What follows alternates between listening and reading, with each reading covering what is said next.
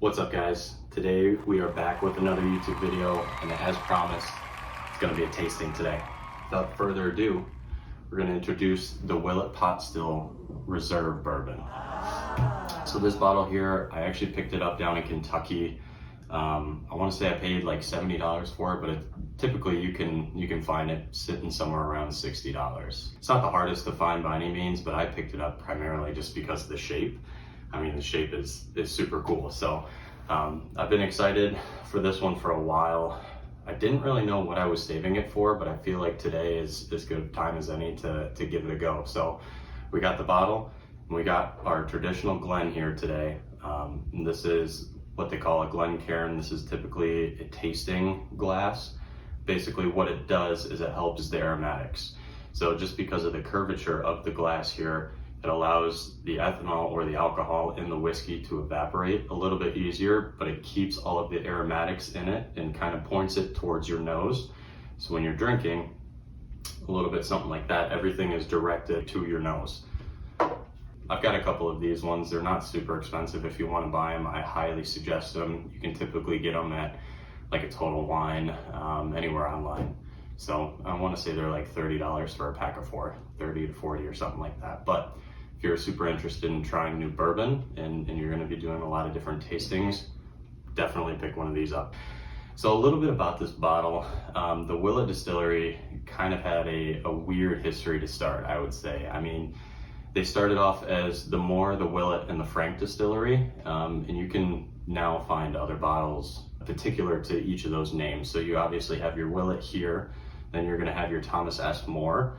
I'll throw up a picture here so you guys can see what that one looks like. That's another one that I haven't tried. So definitely going to have to try that one on the channel here for you guys too. But around 1936 is when the distillery actually came into place. The Willet Distillery had ground broken on a family's farm, and this was 3 years after Prohibition was repealed. So as you guys know, Prohibition and everything, it's the banning of alcohol. Everybody was super down about it, but nobody really stopped drinking alcohol, as we all know. So when you ban something, everybody just finds another way to make it happen. So after a couple of years producing the brand name bourbon, which was Willet, they decided to come out with the Pot Still Reserve Bourbon, and this debuted in 2008. Basically, the name comes from what they use to distill bourbon whiskey. There's a couple different ways to distill. You have your pot still, and then you have your traditional column still here, but Willet primarily uses the pot still. Typically, they're constructed out of copper, and they have this shape here. So what happens is you throw your fermented liquid in the bottom here, right around in this area, and this is called a wash. This typically comes in at around 8% ABV. It's typically just water and a whole bunch of your barley and all that other stuff that ferments for a little bit of time. And they had a heat source underneath, which heats everything up on the inside of here. And what that does is it burns off all of the ethanol, aka the alcohol, and that will slowly rise as a vapor. It'll hit the top here, and typically on a pot still, you'll see another connecting tube that goes around here. I'll also throw another picture of a pot still up here. But it comes into the tube, which then actually condenses the vapor, and there will be another collection bin right here that collects all of the ethanol vapor after it condenses and turns into a liquid. And what that's going to do is it basically purifies and also extracts all of the alcohol out of your fermented liquid down here, out of the wash. So this alcohol over here that's pooled up after it's condensed, I want to say this one typically comes in at around like 25 to 35%. And based off of whatever spirit you're distilling, you can actually do this multiple times. That's kind of where you hear a lot of whiskeys say that they're double or triple distilled, or even your vodkas where they're 5, 6, maybe even 7 times distilled. Basically what they're doing is extracting all of the alcohol out of a big pot to get something that's a little more purified. It has less dissolved solids in it, less of the toxins and stuff that you don't want, to make it a more pure spirit. So what we're actually gonna do is I'm gonna open this up and we're gonna pour it out right now. Just give it some time to let the alcohol evaporate. So I don't even know how to pour this thing. This is unlike any other bottle I've ever seen, so. All right. Okay, that should do it. It's got a nice color off the bat. I really like that a lot. So we're gonna let this sit, talk a little bit more about this bottle. In 2008, it was originally a single barrel bourbon. And basically what that means is there's only about 150 to 250 bottles that have the same flavor profile because they come from a single barrel. Nowadays, this is a small batch barrel, or a small batch bourbon, excuse me. And basically what that means is they blend a couple of different barrels together to get a specific flavor profile that they're looking for.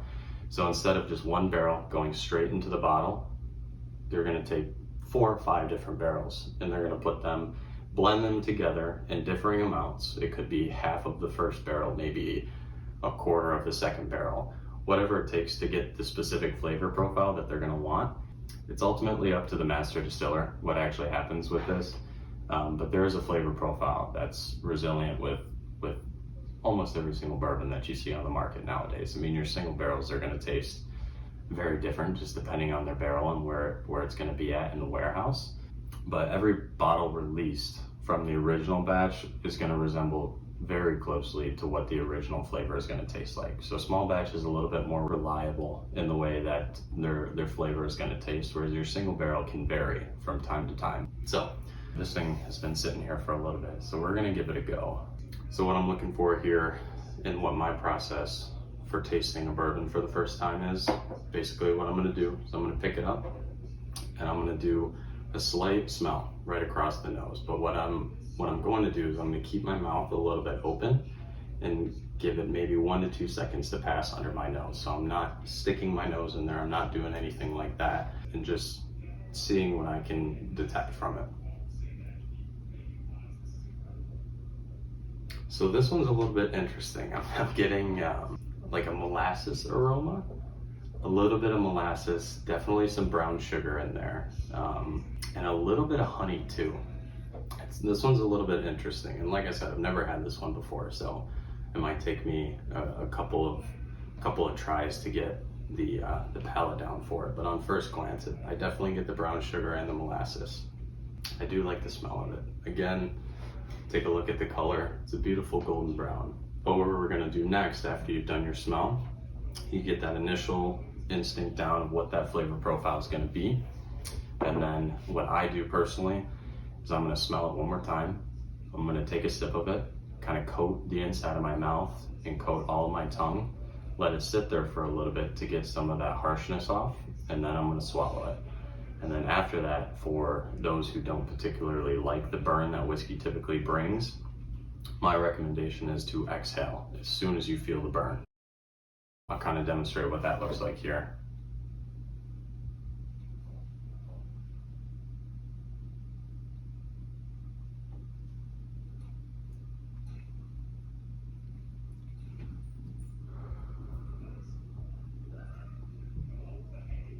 Okay, yeah, definitely more of the same. I'm digging the honey. I definitely get a lot of honey.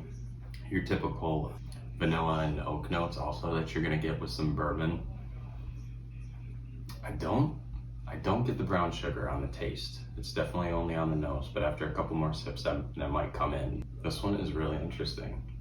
First rating, if I had to give it a rating right now, like a 7.5 out of 10. It's not the best, but it's not the worst. From what I can find, this one was aged for 8 to 10 years, which is not a short time to distill a spirit by any means, or age a spirit, I should say. 8 to 12 is actually my preference. Some people have a different preference, but I like the balance that a longer aged bourbon brings me, rather than something that's aged a little bit younger.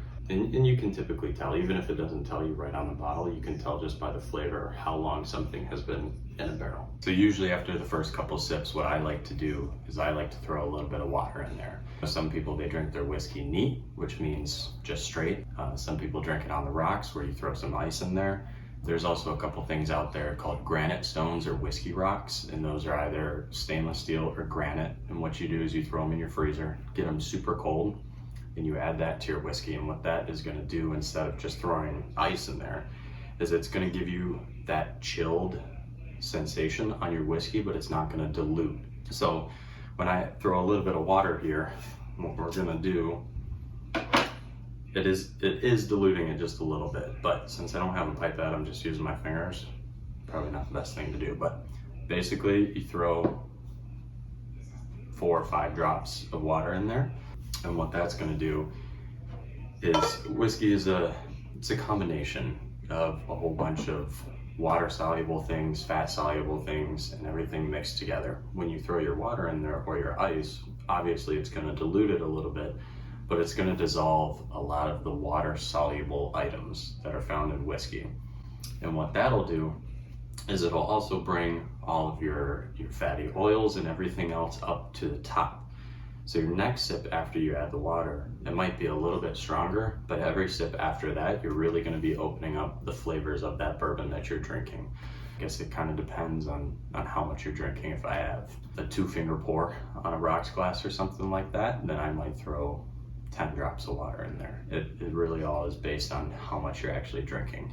But for about this much, we'll go 4 or 5 drops. So I'm going to swirl it a little bit, give it another smell.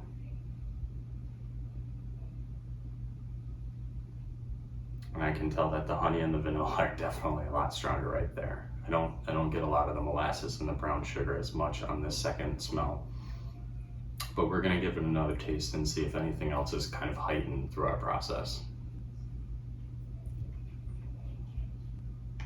Okay, this is an interesting and complex bottle. Don't get me wrong, I like it. I just don't know if it's something that I would typically drink all the time.